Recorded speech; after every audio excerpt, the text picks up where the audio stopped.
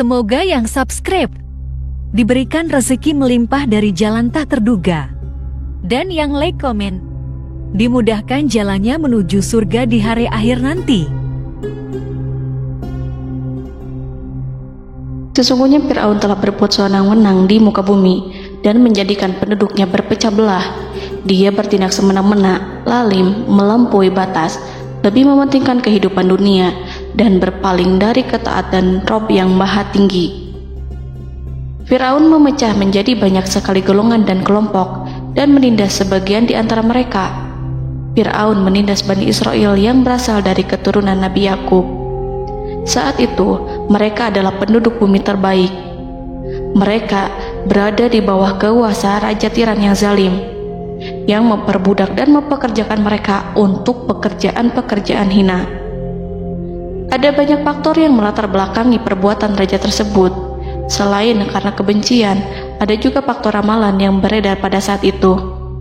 Bani Israel mengalami siksaan dan penyiksaan yang tak terkira.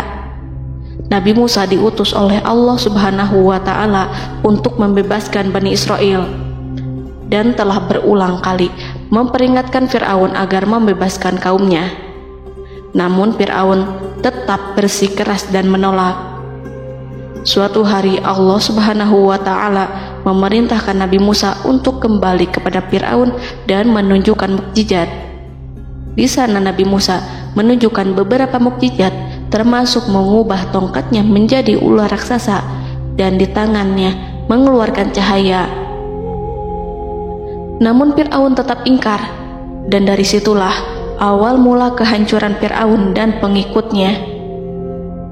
Tentang bagaimana detail kisah lengkapnya serta kelanjutan nasib Fir'aun, dari mana awal mula keangkuhan Fir'aun sampai mengakui dirinya sebagai Tuhan, serta dari mana sumber kekayaan Fir'aun yang sampai penasihatnya saja Qorun bisa membangun istana megah, akan dibahas lengkap di sini. Namun sebelum saya melanjutkan kisahnya, dimohon kepada pemirsa untuk menonton video ini sampai selesai, supaya tidak ada kesalahpahaman dalam memahami isi cerita, serta mohon bantu channel ini semakin berkembang dengan cara subscribe dan berikan like serta komen positifnya. Semoga bantuan pemirsa sekalian menjadi amal jariah dan bernilai pahala di sisinya. Bismillahirrahmanirrahim. Fir'aun menguasai seluruh negeri. Seiring dengan makmurnya negeri Mesir, kekuasaan Fir'aun semakin hari semakin bertambah. Fir'aun berkuasa tanpa ada yang berani menentang, dan dia membuat keputusan sesuka hatinya. Bahkan dengan kesombongannya, dia sampai berani mengaku sebagai Tuhan. Gelar Fir'aun Raja Mesir kuno punya pengaruh besar yang diyakini sebagai seorang yang bertanggung jawab untuk melindungi dunia pada saat itu. Fir'aun bukanlah nama seseorang, melainkan sebutan dalam Al-Quran yang merujuk pada seorang Raja Mesir yang sombong, suka menindas, dan sering melampaui batas, yang hidup ketika Nabi Musa alaihi salam bayi sampai dirinya dibinasakan oleh Allah di Laut Merah. Fir'aun merupakan sebuah gelar bagi raja-raja Mesir yang muncul di era New Kingdom. Pendapat Syekh Abdurrahman As-Sadi mengatakan bahwa Fir'aun merupakan gelar yang diberikan kepada raja-raja Mesir, sebagaimana Raja Babil disebut Namrud, Raja Habasyah disebut An-Najasyi, Raja Yaman disebut Al-Qil, atau Raja Persia yang disebut Kisra, penguasa Roma yang dijuluki Kaisar. Sebutan Fir'aun dalam Al-Quran ini menjurus pada Raja Mesir yang hidup pada tahun 1527 sampai 1407 sebelum Masehi. Fir'aun dikhususkan untuk menyebut penguasa Mesir yang membangkang dan tidak beriman kepada Allah Subhanahu wa Ta'ala. Sedangkan yang beriman kepadanya dikenal dengan nama Malik, yang saat itu hidup di zaman Nabi Yusuf alaihi salam. Sebagian ahli sejarah mengatakan bahwa penguasa Mesir pada masa Nabi Yusuf disebut Al-Malik atau Raja, tidak disebut Fir'aun, karena kedua penguasa ini berbeda asal daerahnya. Penguasa Mesir pada masa Nabi Yusuf berasal dari Mesir pesisir, sehingga mudah untuk menerima perubahan. Sedangkan Fir'aun pada masa Nabi Musa berasal dari pedalaman Mesir yang mempunyai watak dan karakter keras serta kolot. dan tidak mudah menerima orang-orang di luar kalangan mereka. Dari keterangan di atas dipahami kenapa penguasa Raja Mesir pada masa Nabi Yusuf percaya kepada Nabi Yusuf dan mengikuti agama Nabi Yusuf yaitu Islam, kemudian diikuti oleh rakyatnya. Sebagian ahli sejarah menyamakan Fir'aun dengan Mas'ab ibnu Royan. Ada pula yang menyatakan bahwa Fir'aun anaknya Walid ibnu Mas'ab ibnu Royan dari salah satu kaum Ad. Para Fir'aun Mesir kuno memperoleh kekayaan dan membangun kerajaan mereka yang megah melalui berbagai sumber. Beberapa sumber utama kekayaan dan pembangunan kerajaan Fir'aun adalah sumber daya alam. Mesir kuno diberkati dengan sumber daya alam yang melimpah, termasuk emas, tembaga, dan batu mulia yang ditambang dari wilayah gurun dan lembah. Sungai Nil juga menyediakan tanah yang subur untuk pertanian yang menjadi dasar ekonomi Mesir kuno. Air yang sangat penting ini memungkinkan kota-kota tumbuh di tengah gurun. Lonjakan air dan nutrisi itu mengubah lembah Nil menjadi tanah pertanian yang produktif. Menurut Organisasi Pangan dan Pertanian PBB, petani Mesir kuno adalah salah satu kelompok pertama yang melakukan pertanian dalam skala besar, menanam tanaman makanan seperti gandum, serta tanaman industri seperti rami untuk membuat pakaian. Sungai Nil mengalir ke utara sejauh 4.160 mil dari timur tengah Afrika ke Laut Tengah, yang memberikan Mesir kuno tanah subur dan air untuk irigasi. Untuk memaksimalkan pemanfaatan air Sungai Nil, petani Mesir kuno mengembangkan sistem irigasi cekungan. Mereka membangun jaringan tanggul berbahan tanah untuk membentuk cekungan. Kemudian mereka menggali saluran untuk mengarahkan air banjir ke dalam cekungan, di mana air akan menggenang selama sebulan hingga tanah jenuh dan siap untuk ditanami. Selain itu, Sungai Nil dapat dimanfaatkan untuk mengangkut material proyek-proyek konstruksi. Untuk mendapatkan manfaat dari Sungai Nil, orang yang tinggal di tepi sungainya harus mencari cara mengatasi banjir tahunan sungai ini. Untuk memprediksi apakah mereka akan menghadapi banjir yang bisa mengakibatkan panen buruk, orang Mesir kuno membangun nilometer atau pilar batu dengan tanda menunjukkan tingkat air. Mereka mengembangkan keterampilan dan teknologi baru dari pertanian hingga pembuatan perahu dan kapal. Sungai Nil juga merupakan rute transportasi penting karena memainkan peran sentral dalam peradaban Mesir kuno. Orang Mesir menjadi ahli dalam membangun perahu dan kapal untuk mengangkut berbagai barang, termasuk ternak, sayuran, ikan, roti, dan kayu. Mesir kuno memiliki perdagangan yang berkembang dengan wilayah Afrika Timur dan Tengah serta Mediterania Timur. Perdagangan ini tidak hanya mencakup barang-barang mewah, tetapi juga bahan pangan dan bahan baku. Fir'aun juga memiliki semua tanah di Mesir dan mengumpulkan pajak dari rakyatnya. Raja Fir'aun juga memperlakukan rakyat dengan kejam tanpa belas kasihan. Ia memeras pajak yang tinggi dan menjadikan kaum Bani Israel sebagai budak kerajaan. Mereka juga menerima upeti dari negara-negara yang dikalahkan atau ingin menjaga hubungan baik dengan Mesir.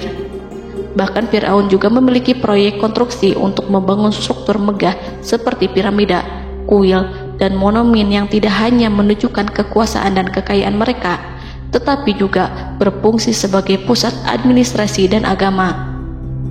Proyek-proyek ini seringkali menggunakan tenaga kerja dari rakyat yang bekerja selama musim banjir. Kekayaan dan kerajaan megah Fir'aun merupakan hasil dari pengelolaan sumber daya yang efisien, eksploitasi sumber daya alam, dan kebijakan ekonomi yang cerdas. Ini semua mencerminkan kemajuan teknologi, organisasi sosial, dan kekuatan politik Mesir kuno. Kekayaan para Fir'aun Mesir kuno memang sangat luar biasa dan telah menjadi topik penelitian dan kekaguman selama berabad-abad. Fir'aun juga dikenal karena kehidupan mewah mereka. Sebagai penguasa Mesir kuno, Fir'aun hidup dengan kekayaan dan kemewahan yang hampir tak terbayangkan, yang mencerminkan kekuasaan dan status mereka. Mereka menghiasi diri mereka dengan aksesoris yang rumit dan gemerlap, serta mengenakan simbol otoritas dan kekuasaan tradisional. Dan Allah memberikan kepada Fir'aun berupa istidratuhul afiyah, yakni hidup sekian lama tanpa pernah merasakan sakit. Allah Subhanahu wa Ta'ala mengaruniai Fir'aun untuk bisa hidup selama 400 tahun tanpa sakit. Tentu hal tersebut sudah menjadi kehendak Allah Subhanahu wa Ta'ala, maka tidak ada satupun manusia yang bisa menghalangi, bahkan bagi seorang Fir'aun sekalipun yang terkenal dengan kezalimannya. Namun dengan karunia-Nya yang diberikan Allah tersebut bukannya menjadikan Fir'aun sebagai manusia yang bersyukur, tetapi malah membangkitkan kesombongan dan kesesataannya. Dan puncak kesombongan Fir'aun juga dicatat Al-Quran sebagai penguasa tangan besi dan manusia yang pernah mengaku Tuhan. Aku adalah Tuhan kalian yang maha tinggi. Quran Surat An-Najiat ayat 24. Fir'aun hidup selama 446 tahun. Selama hidupnya, Fir'aun memiliki tubuh yang sehat dan bugar tanpa pernah mengalami sakit, meski hanya berupa pusing atau flu sekalipun. Fir'aun bahkan tidak pernah merasakan kelelahan. Fir'aun tidak pernah merasakan perihnya lapar, kerongkongannya tidak pernah tersentuh panasnya dahaga.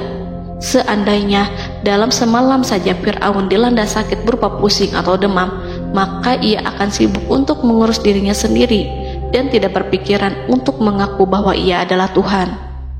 Hal ini pun dijelaskan dalam kitab Ihya Ulumuddin Al-Qut Al-Qulub oleh Imam Al-Ghazali. Sesungguhnya yang menyebabkan Fir'aun sampai berani mengatakan, "Aku adalah Tuhan kalian yang maha tinggi." Hal ini disebabkan karena ia mengalami masa sehat dalam hidupnya yang begitu lama. Kekejaman Raja Fir'aun diikuti dengan kesombongannya.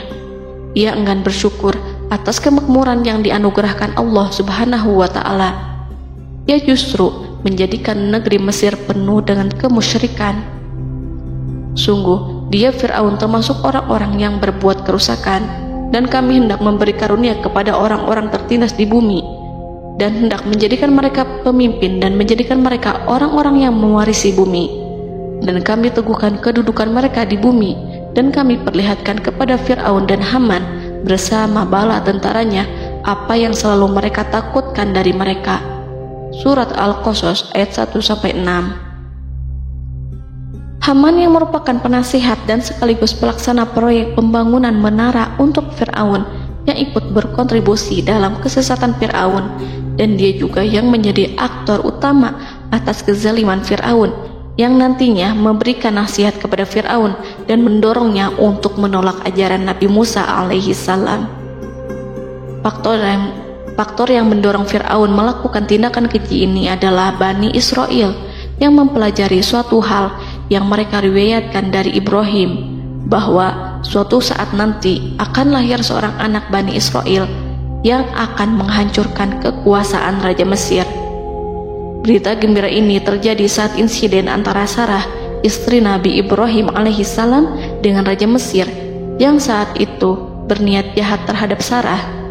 Namun Allah menjaganya. Berita gembira ini santer terdengar di antara Bani Israel. Kaum Kipti juga membicarakan berita ini, hingga sampailah juga ke telinga Fir'aun. Sebagian amir dan orang-orang dekat Fir'aun menyampaikan hal itu kepadanya saat tengah berbincang pada malam hari. Waktu itu Fir'aun langsung menginstruksikan untuk membunuh seluruh anak laki-laki Bani Israel untuk mengantisipasi kelahiran anak yang dimaksud. Tapi apa boleh buat, kewaspadaan sama sekali tidak bisa menghindari takdir. Suatu ketika Fir'aun bermimpi seakan-akan api datang dari arah Baitul Maqdis lalu membakar semua rumah Mesir dan seluruh kaum Kipti. Namun, api tersebut tidak membahayakan Bani Israel. Saat bangun, Fir'aun merasa takut oleh mimpi itu. Ia kemudian mengumpulkan seluruh paranormal dan tukang sihir. Fir'aun bertanya kepada mereka terkait mimpi itu. Mereka berkata, akan lahir seorang bayi laki-laki dari kalangan Bani Israel yang akan menghancurkan penduduk Mesir. Sebab itulah Fir'aun memerintahkan untuk membunuh anak laki-laki dan membiarkan hidup anak perempuan.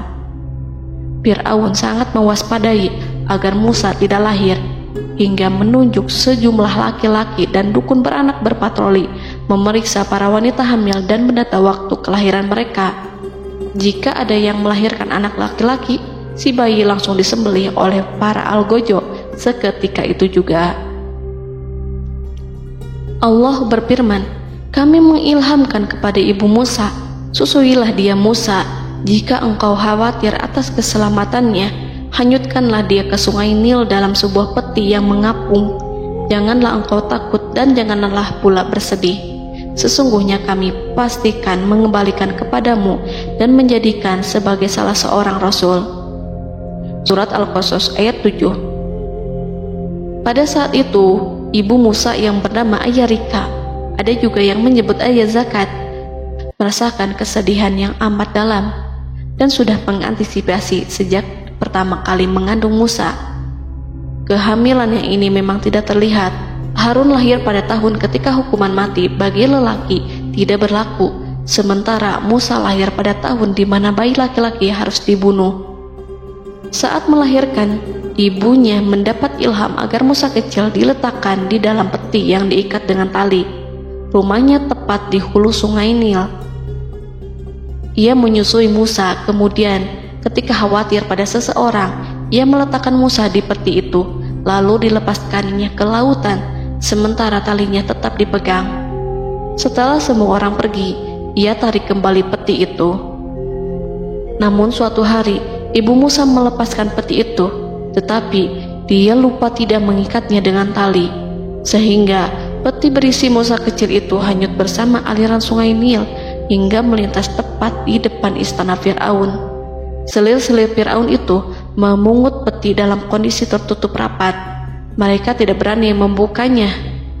Peti itu kemudian diletakkan di depan istri Fir'aun, Asiyah binti Muzahim.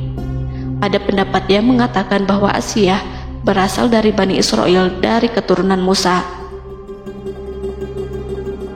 Saat membuka penutup peti dan menyingkap tirai penutupnya, Asiyah melihat wajah Musa kecil memancarkan sinar-sinar nubuah kemuliaan. Begitu melihatnya, Asiyah langsung jatuh hati dan sangat mencintainya. Saat Fir'aun tiba, ia berseru, "Apa ini?" Kemudian ia memerintahkan untuk menyembelihnya, tetapi sang istri meminta agar bayi tersebut diberikan kepadanya. Sang istri berkata, "Dia adalah penyejuk mata hati bagiku dan bagimu." Fir'aun menimpali, "Iya, bagimu, tapi bagiku tidak. Aku tidak memerlukan bayi itu." Petaka memang selaras dengan tutur kata. Kata-kata istri Fir'aun, mudah-mudahan dia bermanfaat kepada kita. Allah memberikan manfaat yang ia harapkan. Di dunia, Allah memberikan hidayah padanya melalui sosok Musa, dan di akhirat, Allah menempatkan dia di surganya karena Musa. Atau kita ambil dia menjadi anak. Keduanya pun mengadopsi Musa karena mereka berdua tidak punya anak. Perkataan Asiyah ini diabadikan dalam Al-Quran surat Al-Qasas ayat 9. Dan berkatalah istri Fir'aun, "Ia adalah penyejuk mata hati bagiku dan bagimu. Janganlah kamu membunuhnya. Mudah-mudahan ia bermanfaat kepada kita, atau kita ambil ia menjadi anak, sedangkan mereka tidak menyadari." Dalam ayat ini, Allah Subhanahu wa Ta'ala berfirman yang artinya, sedangkan mereka tidak menyadarinya. Ibnu Katsir menjelaskan maksud dari ayat ini, mereka tidak mengetahui apa yang dikehendaki Allah, bahwa di tangan anak itulah terjadinya kehancuran masa depan Fir'aun dan bala tentaranya. Mereka tidak mengetahui hukuman besar Allah yang dikehendaki terhadap Fir'aun dan pasukannya. Mereka tidak tahu bahwa Allah menakdirkan mereka untuk memungutnya. Saat Musa tinggal di kediaman Fir'aun, pihak keluarga ingin menyusuinya. Namun Musa tidak mau menerima susu wanita manapun. Ia juga tidak mau makan, hingga mereka dibuat bingung karenanya. Mereka berusaha sebisanya untuk memberi Musa makan, namun Musa tidak mau, seperti yang Allah sampaikan dalam surat Al-Qasas ayat 12. dan kami cegah dia Musa menyusu kepada perempuan-perempuan yang menyusuinya sebelum itu. Mereka kemudian mengirim Musa bersama para dukun beranak dan sejumlah wanita ke pasar. Mungkin Musa mau menyusu pada seorang wanita di sana. Saat semua orang berdiri di hadapan Musa, saudari Musa melihatnya.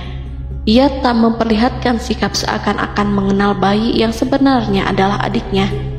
Mereka kemudian pergi bersama saudari Musa itu ke kediaman Musa.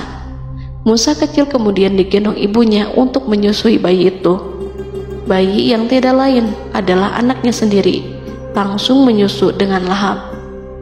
Melihat hal itu, mereka merasa sangat puas dan gembira. Mereka pun melaporkan peristiwa yang sangat menggembirakan itu kepada Asia. Asia meminta agar perempuan yang tidak lain adalah ibunya Musa itu untuk menetap bersamanya dan memohon kebaikan serta kesediaannya. Namun, perempuan itu menolaknya seraya berkata, "Sesungguhnya aku mempunyai suami dan anak-anak yang tidak bisa aku tinggalkan. Akan tetapi, aku siap melakukan jika bayi itu dibawa kepadaku ke rumahku." Akhirnya Asia mengutus ajudan kerajaan untuk menyerahkan bayi itu kepada ibunya Musa untuk disusui secara rutin.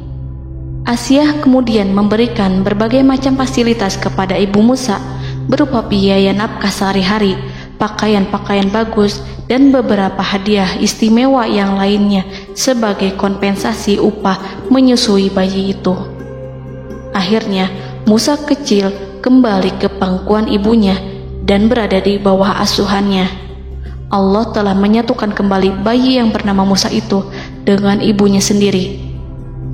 Fir'aun tidak akan menyangka jika Allah telah mempersiapkan sesuatu yang besar lewat kehadiran Musa kecil di kerajaannya.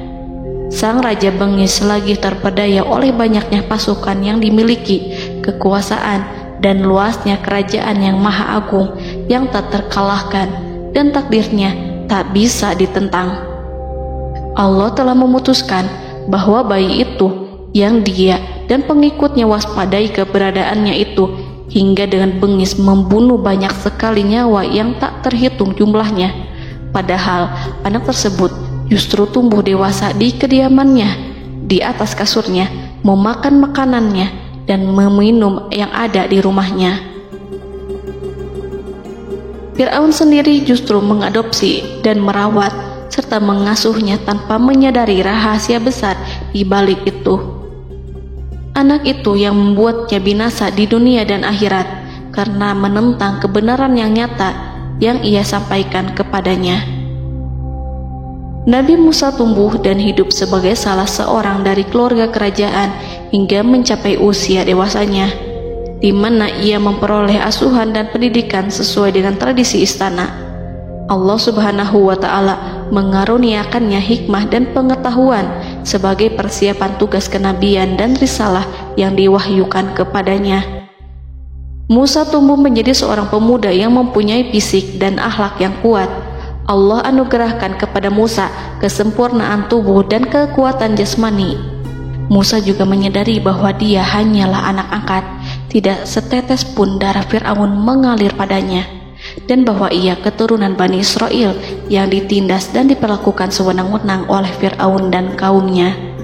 Maka dia berjanji kepada dirinya sendiri akan menjadi pembela bagi kaum-kaum yang lemah yang tertindas. Kekuatan fisik Nabi Musa memang tidak bisa diragukan. Itu terbukti pada saat Nabi Musa mampu mengangkat batu penutup sumur seorang diri, padahal batu itu hanya bisa diangkat oleh 10 orang laki-laki. Peristiwa kedua saat perkelahian antara Bani Israel dan orang Kipti atau kaumnya Fir'aun, suku asli Mesir. Saat orang Israel meminta pertolongan kepada Musa untuk mengalahkan orang Kipti, Musa menghampiri orang Kipti tersebut. Dengan tangan terkepal, Musa meninju orang Kipti dan matilah musuhnya itu. Orang Kipti hanya mati karena pukulan itu. Musa tidak sengaja dan tidak bermaksud untuk membunuh orang Kipti. Musa hanya berniat membuatnya jera. Dan karena peristiwa itulah Nabi Musa pergi meninggalkan Mesir, karena Musa takut terhadap Fir'aun dan tentaranya yang akan membunuhnya. Karena jika mereka tahu bahwa Musa membunuh orang Kipti demi membela salah seorang Bani Israel, akan membuat Fir'aun dan pengikutnya mencurigai bahwa Musa memang berasal dari Bani Israel, dan pada akhirnya akan memicu sebuah permasalahan besar. Dan pada waktu yang sudah ditentukan oleh Allah, sekitar 10 tahun Nabi Musa meninggalkan Mesir. Pada akhirnya Allah mengamanahkan dia sebagai seorang Rasul. Allah anugerahkan kepadanya hikmah kenabian dan pengetahuan di usia 40 tahun. Allah perintahkan Musa kembali ke Mesir untuk menghadapi Fir'aun dan mengajak dia mengakui Tuhan semesta alam. Tugas ini penuh dengan bahaya, mungkin bisa membuat Musa kehilangan nyawa, tetapi menuruti perintah Allah itu mutlak baginya. Ditemani oleh saudaranya Harun untuk membantunya membenarkan perkataannya. Lidah Musa cedal karena bara api yang pernah diletakkan di lidahnya saat Fir'aun hendak menguji akalnya setelah menarik jenggot Fir'aun hingga berdarah. Fir'aun bermaksud untuk membunuhnya. Asia mengkhawatirkan Musa lalu berkata, dia masih kecil. Fir'aun kemudian menguji Musa dengan meletakkan buah dan bara api di hadapannya. Musa kecil hendak bermaksud meraih buah-buahan, tetapi tangannya dialihkan oleh malaikat. Lalu Musa mengambil bara api dan ia letakkan di lidahnya. Lidahnya cedal karena bara api ini. Musa meminta kepada Allah agar kekakuan yang ada di lidahnya dihilangkan sebagian, sebatas agar kata-katanya bisa dipahami, dan tidak meminta untuk dihilangkan secara total, karena para rasul hanya meminta sebatas yang diperlukan. Pergilah kamu kepada Fir'aun, karena dia benar-benar telah melampaui batas, maka berbicaralah kamu berdua kepadanya dengan kata-kata yang lemah lembut. Mudah-mudahan dia sadar atau takut. Quran Surat Toha ayat 42-43. Ini merupakan sifat santun dan kasih sayang serta rahmat Allah terhadap makhluknya, meski Allah mengetahui kekafiran dan kesewenang-wenangan dan kesombongan Fir'aun. Bersama Harun, Musa mendatangi Fir'aun setelah menemui beberapa rintangan yang lazim ketika akan menemui raja pada waktu itu. Pertemuan Musa dan Harun juga dihadiri oleh beberapa anggota pemerintahan dan penasihat. Bertanyalah Fir'aun kepada mereka berdua, siapakah kalian berdua ini? Musa menjawab, kami Musa dan Harun adalah pesuruh Allah agar kamu membebaskan Bani Israel dari perbudakan dan penindasanmu dan menyerahkan mereka kepada kami agar mereka menyembah kepada Allah dengan leluasa dan menghindari siksaanmu. Fir'aun segera mengenal Musa dan berkata kepadanya, bukankah engkau Musa yang sudah kami asuh sejak bayimu dan kami asuh dalam istana sampai usia remajamu dan mendapat pendidikan serta pengajaran yang menjadikan engkau pandai? Dan bukankah engkau yang melakukan pembunuhan terhadap diri daripada seorang dari golongan kami? Sudahkah engkau lupa terhadap itu semua dan tak ingat akan jasa kami kepadamu? Musa menjawab, bahwasannya engkau telah mengurus aku sejak kecil. Itu bukanlah jasa yang dapat kamu banggakan, karena jatuhnya aku pada tanganmu akibat dari kekejaman dan kezalimanmu tatkala engkau memerintah agar orang-orangmu menyembelih setiap bayi laki-laki yang lahir, sehingga ibuku membiarkanku mengapung di sungai Nil dan aku dipungut oleh istrimu, sehingga selamatlah aku dari pengejaranmu dan penyembelihanmu. Dan kebaikan yang engkau sebutkan itu sebanding dengan perlakuanmu terhadap sebuah suku bangsa besar, yaitu Bani Israel secara keseluruhan, karena engkau telah menindas dan menjadikan mereka budak-budak untuk melayanimu.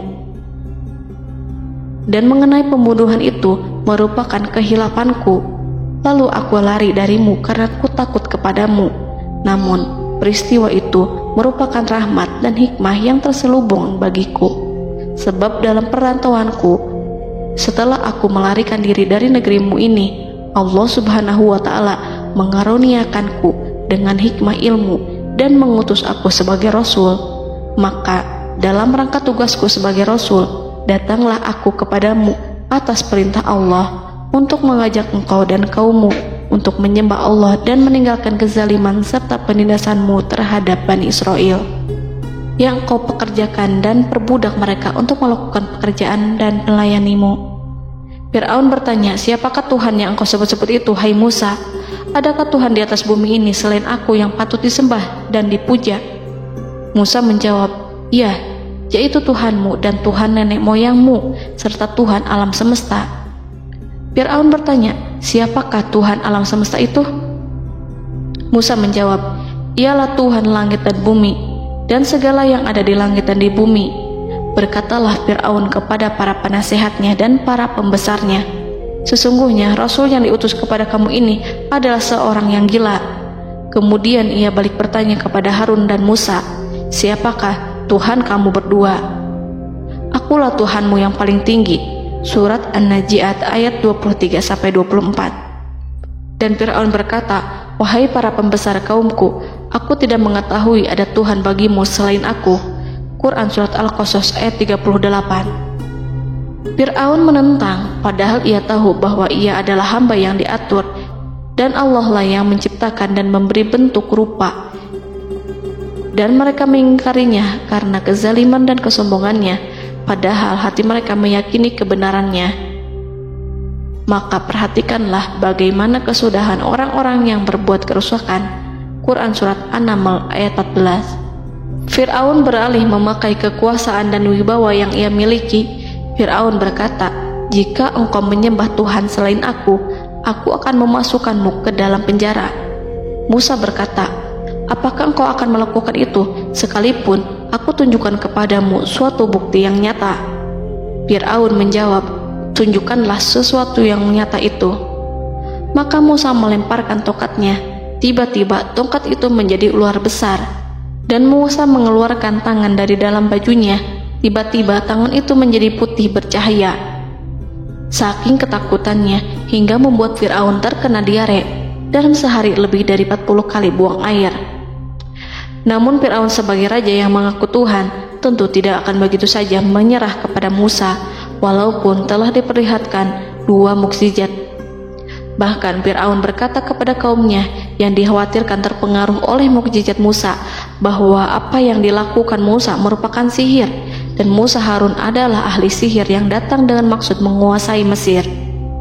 Salah satu penasehatnya, yaitu Haman, mengusulkan agar mengumpulkan semua ahli sihir dari berbagai penjuru kerajaan untuk bertanding mematahkan sihir Musa, yang tanpa pikir panjang Fir'aun setujui.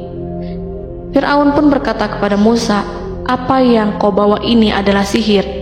Kami akan melawanmu dengan sihir yang sama. Fir'aun pun kemudian meminta Musa untuk bertemu pada waktu dan tempat yang disepakati, dan langsung disetujui Nabi Musa tanpa ragu sedikit pun. Inilah salah satu tujuan terbesar Musa untuk memperlihatkan ayat-ayat hujah dan bukti-bukti nyata Allah di hadapan halayak ramai. Dengan berbekal pertolongan Allah, Musa yakin akan menang melawan para ahli sihir itu.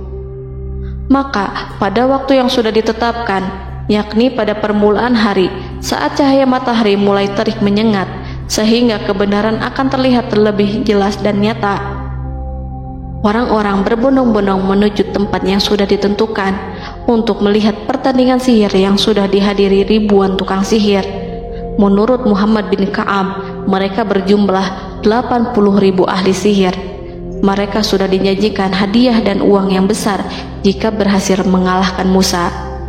Para penyihir istana berkata, wahai Musa, apakah engkau yang mau lebih dahulu ataukah kami?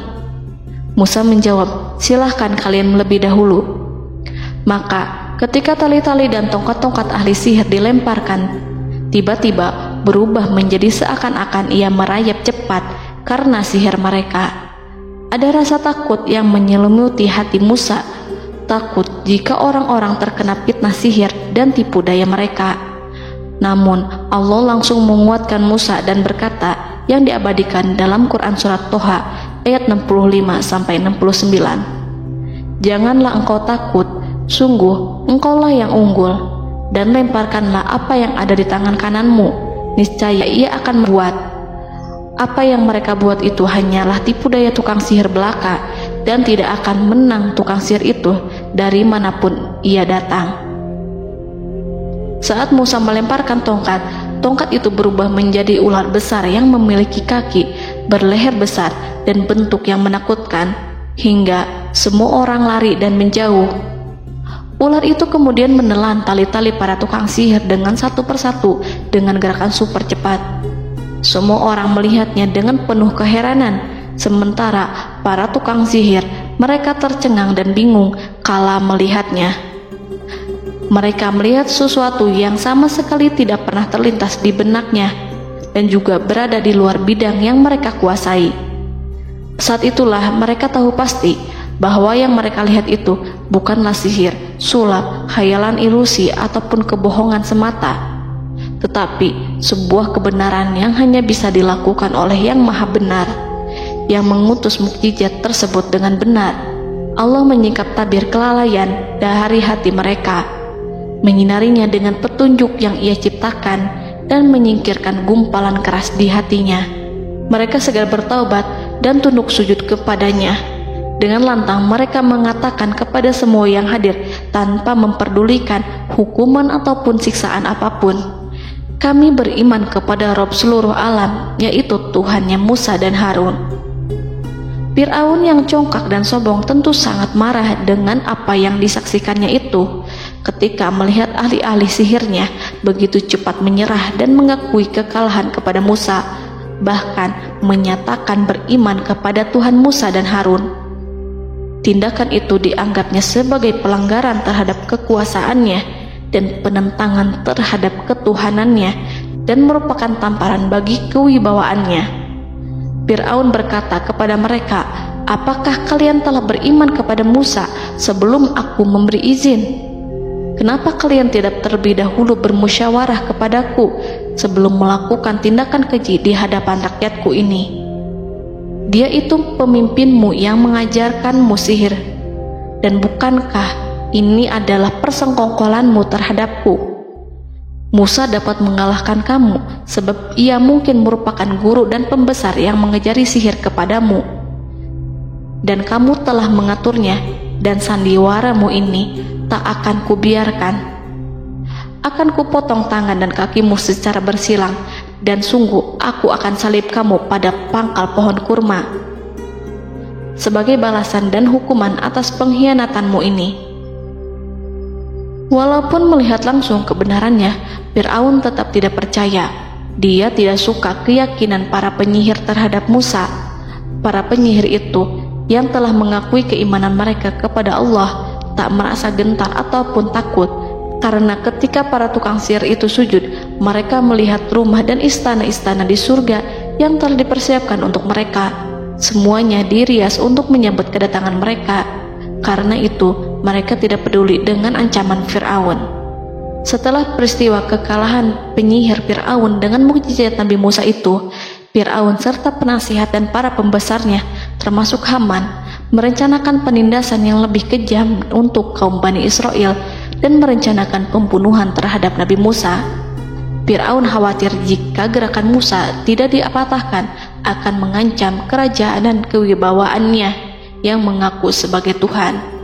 Walaupun sudah diingatkan oleh orang mukmin dari kalangan keluarga Fir'aun agar tidak membunuh Nabi Musa dan menyeru kembali menuju jalan yang benar dan mengingatkan kepada akibat yang buruk yang akan didapati nanti, namun Fir'aun dan penasihatnya tetap berada pada kesesatan. Sebagai balasannya, Allah menghukum Fir'aun dan penduduknya dengan kekeringan dan penyakit yang bertahun-tahun karena menolak Rasulnya. Mereka dilanda banjir bandang, darah yang bercampur dengan seluruh air yang ada. Setiap kali mereka akan mengambil air, baik air sumur ataupun air sungai Nil, pasti akan berubah menjadi darah segar. Serbuan belalang pun tidak bisa mereka hindari. Belalang menghinggapi tanaman hingga tak menyisakan satupun buah, daun ataupun rumput. Serangan hama dan wabah katak juga mengerumuni mereka hingga berjatuhan di makanan, wadah-wadah, sampai-sampai ketika ada yang membuka mulut untuk makan ataupun minum, pasti ada katak yang jatuh di situ. Semua hukuman itu hanya menimpa Fir'aun dan pengikutnya, sama sekali tidak menimpa Nabi Musa dan Bani Israel. Namun mereka tidak belajar ataupun berubah, mereka tetap saja kafir dan hanyut dalam kejahatan. Setiap kali Allah timpakan hukuman kepada Fir'aun dan pengikutnya, mereka bersumpah dan berjanji kepada Musa untuk beriman. Namun ketika hukuman itu dihilangkan, mereka ingkar janji, berpaling dan kembali kepada keburukan seperti sedia kala. Dari semua penderitaan ini, Allah perintahkan Musa membawa pengikutnya keluar dari Mesir, memulai perjalanan berbahaya antara hidup dan mati.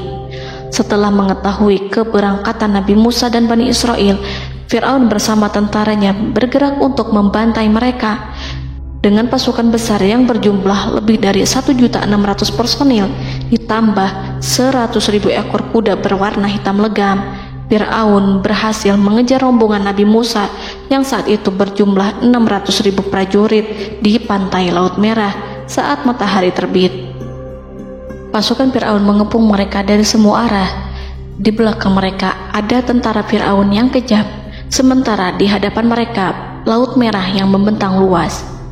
Kala situasi kian genting dan Fir'aun beserta seluruh pasukannya mendekat dengan kesungguhan hati, diperkuat dan persenjataan, juga dengan amarah dan kedengkian, penglihatan tidak menetap mengarah ke suatu tujuan, dan hati naik menyesak sampai ke tenggorokan. Saat itulah Yang Maha Penyantun lagi kuasa, Rob Arsy yang mulia, mewahyukan kepada Musa, "Pukullah laut itu dengan tongkatmu." Maka tatkala Musa memukulkan tongkatnya ke lautan, laut itu pun terbelah. Air lautan berdiri tegak laksana gunung yang terbelah oleh kuasa yang maha agung, yang bersumber dari zat yang mengatakan kepada sesuatu, "Jadilah," maka jadilah sesuatu itu. Allah memerintahkan angin barat untuk menyapu kerikil-kerikil hitam lautan, hingga dasar lautan berubah menjadi tanah yang kering, yang tidak melekat pada kaki-kaki kuda dan hewan. Allah memerintahkan Musa untuk melintas bersama kaumnya. Mereka segera turun melintas dengan senang. Mereka menyaksikan sebuah hal yang membuat mata tercengang dan memberikan petunjuk pada hati orang-orang yang mukmin. Setelah Musa bersama kaumnya melintas secara keseluruhan dan keluar dari lautan, saat itulah pasukan garis depan Fir'aun baru masuk. Saat itu Musa bermaksud memukulkan tongkat ke lautan agar kondisi laut kembali seperti sedia kala, agar Fir'aun dan pasukannya tidak bisa mengejar. Tapi Allah yang Maha Kuasa dan pemilik keluhuran memerintahkan agar lautan tetap dibiarkan seperti itu, seperti yang Ia firmankan. Saat Musa membiarkan lautan dalam kondisi terbelah dan Fir'aun tiba di tepi pantai, ia melihat sesuatu yang dahsyat. Kondisi ini membuatnya tercengang, dan ia tahu betul bahwa apa yang dilihatnya adalah pekerjaan Rob Arsy yang mulia, seperti halnya mukjizat lain yang pernah ia lihat sebelumnya. Fir'aun berhenti dan tidak maju. Ia menyesal karena mengejar Bani Israel dalam situasi seperti ini, di saat penyesalan tiada lagi membawa guna.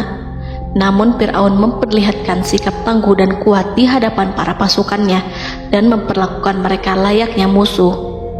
Jiwa kafir dan watak Fir'aun mendorong dirinya mengatakan kepada kaum yang ia perdaya hingga patuh dan mengikuti kebatilannya, "Lihatlah bagaimana lautan ini terbelah agar aku bisa mengejar budak-budakku yang melarikan diri dari kekuasaanku, menyimpang dari ketaatanku, dan meninggalkan negeriku." Fir'aun bersembunyi di barisan belakang dengan harapan ia bisa selamat, tapi mustahil ia bisa selamat. Fir'aun terlihat maju mundur. Dan pada kesempatan itu, Jibril menampakkan diri dalam wujud seorang penunggang kuda perawan, lalu melintas di hadapan kuda jantan yang ditunggangi oleh Fir'aun. Kuda yang ditunggangi Fir'aun meringik menghampiri kuda yang ditunggangi Jibril. Fir'aun kemudian masuk ke dalam lautan hingga mendahului kuda dengan tangkas dan cepat. Fir'aun tidak menghindari mara bahaya dari dirinya ataupun mendatangkan manfaat. Mereka segera menyusul hingga semuanya berada di lautan. Setelah bagian depan hendak mencapai tepi, Allah memerintahkan Musa melalui wahyu untuk memukul lautan dengan tongkat. Musa memukul lautan dengan tongkat. Lautan kembali menyatu seperti sedia kala dan menenggelamkan mereka semua. Tak seorang pun yang selamat. Allah menggambarkan tentang bagaimana Fir'aun didengkot orang-orang kafir Kipti tenggelam. Gelombang besar sesekali turun dan sesekali naik membawa Fir'aun. Bani Israel melihatnya dan juga pasukannya. seperti apa siksa dan petaka besar yang Allah timpakan kepadanya dan juga pasukannya, agar Bani Israel senang dan lega. Saat Fir'aun menyaksikan kematian dan mulai sakarat, ia kembali kepada jalan kebenaran dan bertaubat, serta beriman pada saat keimanan tiada lagi membawa guna. Seperti yang Allah sampaikan dalam ayat yang lain, sesungguhnya orang-orang yang dipastikan mendapat ketetapan Rabb-Mu tidaklah akan beriman meskipun mereka mendapat tanda-tanda kebesaran Allah hingga mereka menyaksikan azab yang pedih. Quran Surat Yunus ayat 96-97. Seperti itulah Musa mendoakan keburukan pada Fir'aun dan golongannya agar harta benda mereka dibinasakan, hati mereka diikat sehingga mereka tidak akan beriman hingga melihat siksaan yang pedih, yaitu ketika keimanan tidak ada lagi membawa guna bagi mereka, sekaligus sebagai penyesalan bagi mereka. Allah berfirman kepada Musa dan Harun saat keduanya mengucapkan doa tersebut, sungguh telah diperkenankan permohonan kamu berdua. Quran Surat Yunus ayat 89. Siksaan yang ditimpakan kepada Fir'aun dan pasukannya ini merupakan jawaban atas doa Musa dan saudaranya Harun. Dalam hadis riwayat Imam Ahmad, Rasulullah Shallallahu Alaihi Wasallam bersabda, saat Fir'aun berkata, aku percaya bahwa tidak ada Tuhan melainkan Rabb yang dipercaya Bani Israel, Jibril berkata kepadaku, wahai Muhammad, andai kau melihatku saat mengambil pasir lautan, lalu aku sumpalkan ke mulutnya karena khawatir jika rahmat menghampirinya. Ibnu Abbas dan lainnya mengatakan sebagian Bani Israel meragukan kematian Fir'aun, bahkan ada yang menyatakan bahwa Fir'aun tidak mati. Allah kemudian memerintahkan lautan untuk mengapungkan jasad Fir'aun. Menurut pendapat lain, Fir'aun terangkat ke permukaan air. Ibnu Abbas dan lainnya mengatakan sebagian Bani Israel meragukan kematian Fir'aun, bahkan ada yang menyatakan bahwa Fir'aun tidak mati. Allah kemudian memerintahkan lautan untuk mengapungkan jasad Fir'aun. Maka pada hari ini kami selamatkan jasadmu, yaitu dengan mengenakan baju perang yang dengannya kau dikenali, agar engkau dapat menjadi pelajaran bagi orang-orang yang datang setelahmu, yaitu agar kau menjadi bukti bagi Bani Israel atas kekuasaan Allah yang membinasakan Fir'aun. Karena itu, sebagian salaf membaca kemungkinan yang dimaksud adalah kami menyelamatkan jasadmu beserta baju perangmu agar kau menjadi pelajaran bagi orang-orang setelahmu dari kalangan Bani Israel, dan mereka tahu bahwa kau telah binasa. Wallahu a'lam.